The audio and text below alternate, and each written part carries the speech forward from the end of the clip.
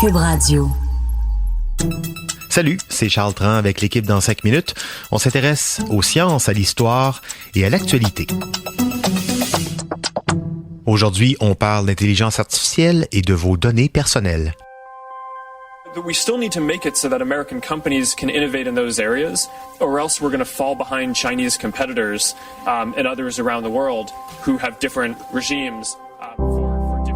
Vous reconnaissez sans doute Mark Zuckerberg devant le Sénat américain. C'était au printemps dernier. Il voulait faire peur aux sénateurs avec la Chine. Il disait que c'est pas juste. En Chine, la concurrence peut utiliser les données de tout le monde, que ça leur permet d'innover, que ça leur donne une longueur d'avance en intelligence artificielle aux Chinois et que ça brime l'innovation, ça ici, les règles trop sévères sur la vie privée. C'est vrai, la Chine fait des progrès de géants dans le domaine de l'intelligence artificielle, mais quel est le rapport entre développement d'intelligence artificielle et la cueillette des données personnelles? Et ces lois qui protègent notre vie privée ici, est-ce que c'est vraiment un frein à l'innovation dans le domaine de l'intelligence artificielle? C'est ce qu'on va essayer de comprendre dans les prochaines minutes. Oui, en Chine, les entreprises et le gouvernement collectent à peu près toutes les données qu'ils veulent sur leurs citoyens dans un but de faire des sous, mais aussi pour surveiller la population. Oui, c'est vrai, plus on a de données, plus c'est facile de développer des algorithmes en intelligence artificielle. Parce que nos données personnelles, pour eux, c'est un peu du pétrole. Plus ils en extraient des gens, plus on peut les croiser, les associer, les mettre en opposition, les raffiner en somme, et avec ça, ils peuvent élaborer des outils puissants, des algorithmes, ce qu'on appelle l'intelligence artificielle. Et ça c'est payant. Et la Chine prend beaucoup d'avance dans cette course à l'intelligence artificielle justement en raison de ces gigantesques jeux de données qu'elle a récoltés et qu'elle utilise pour développer ses technologies de commerce ou de surveillance. C'est un peu le Far West là-bas au niveau de la protection de la vie privée. Ils peuvent faire à peu près ce qu'ils veulent. Et donc, pour compétitionner la Chine, les géants des techs américains comme Facebook ou Amazon demandent plus de souplesse dans la réglementation sur l'utilisation des données privées de leurs abonnés, ici. Mais c'est pas une demande facile à faire, même pour eux, ça les embête. Ça oblige, par exemple, les Américains à devoir choisir entre deux idéaux qui leur sont très chers. La protection de la vie privée ou bien la croissance économique, la domination dans un secteur aussi crucial que celui de l'intelligence artificielle. Mais il y a deux chercheurs américains qui pensent que les États-Unis ne devraient pas avoir à faire de choix, justement, entre la protection de la vie privée et le développement des outils d'intelligence artificielle.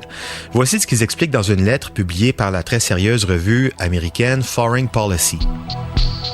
En gros, ils disent qu'on peut innover dans le secteur de l'intelligence artificielle, mais aussi dans les lois de protection de la vie privée. Il y a un gros potentiel aussi à faire évoluer ce secteur-là, qui est sous-utilisé, qui est sous-exploité, et que d'ailleurs, ça pourrait donner aux Américains un net avantage dans cette course au développement de l'intelligence artificielle. Parce que si en Chine, les grandes entreprises et le gouvernement semblent avoir les coups des franges pour collecter, analyser, croiser, filtrer les données personnelles à des fins commerciales ou de surveillance, la course n'est pas gagnée pour autant encore. D'un point de vue technique d'abord, on dit que trop de données tue les données. En amassant tellement de données sur les gens, les entreprises chinoises sont en train de s'y noyer.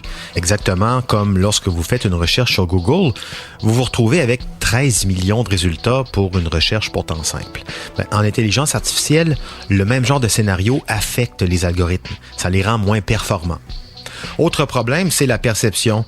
D'abord, si, comme on l'entend souvent, les Chinois seraient culturellement plus ouverts à partager leurs informations personnelles, plus consentants à être filmés partout, identifiés par des technologies de reconnaissance faciale, ça veut pas dire qu'ils sont enthousiastes à l'idée. Ça veut juste dire qu'ils sont pas vraiment le choix.